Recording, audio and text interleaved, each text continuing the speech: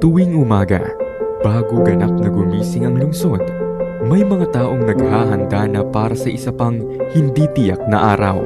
Mga taong hindi sigurado kung may trabaho ba silang pupuntahan o kung may kikitain ba silang pera para sa araw na iyon. Isa sa kanila si Onyo, isang simpleng construction worker, pero hindi siya regular na empleyado. On-call lamang. Ibig sabihin, kapag may tumawag na trabaho, may kita. Kapag walang tawag, walang pera. At para kay Onyo, ang bawat araw ay nagsisimula sa iisang tanong. May trabaho kaya ngayon?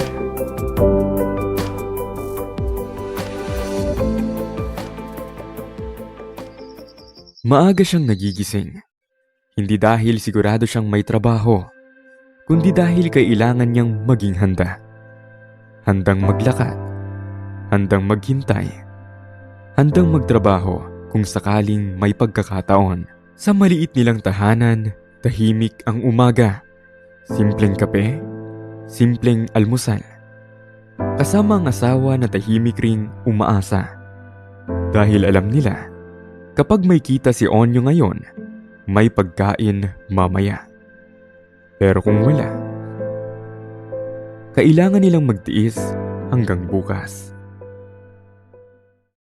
Bitbit ang kanyang mga gamit sa construction, lumalabas si Onyo ng bahay, naglalakad sa kalsada, dumadaan sa iba't ibang bahay.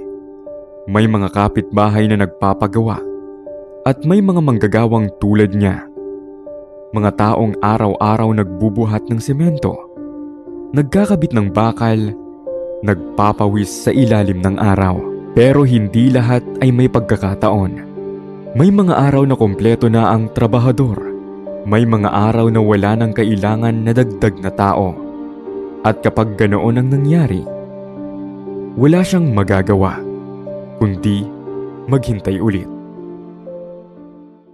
Kapag may tumawag na trabaho, walang sayang ang pagkakataon, kahit gaano kahirap. Buhat ng hollow blocks, halo ng semento, pag-akyat sa matataas na hagdan. Ang bawat galaw ay may katumbas na pagod. Ang bawat patak ng pawis ay may katumbas na kita. Pero ang kita na iyon, hindi rin sigurado kung kailan ulit susunod. Sa lugar na pinapagawa, hindi lamang bahay ang binubuo. Dito rin binubuo ang pang-araw-araw na laban ng mga manggagawang tulad ni Onyo. Mga taong tahimik lang na nagtatrabaho. Hindi sikat, hindi kilala. Pero sila ang bumubuo sa barangay. Pero may mga araw na walang trabaho, walang tumatawag, walang kapitbahay na nangangailangan ng dagdag na kamay. Sa mga araw na iyon, mas mabigat ang pakiramdam kaysa sa pagbubuhat ng semento. Tahimik ang bahay, tahimik ang kusina. Minsan, sapat na muna ang kung anong meron. Minsan, naghihintay na lang, naghihintay na sana. Bukas ay may tawag na dumating.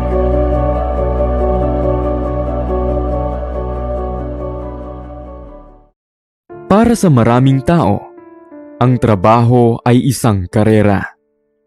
Para kay Onyo, ang trabaho ay pagkakataon. Isang pagkakataon na kumita. Isang pagkakataon na makapagbigay sa pamilya. At sa kabila ng lahat ng hirap, patuloy siyang bumabangon araw-araw. Dahil para kay Onyo, ang bawat patak ng pawis ay may kasamang pag-asa. Pag-asa na bukas baka may tumawag ulit. Huwag kang mawalan ng pag-asa. Darating din ang puno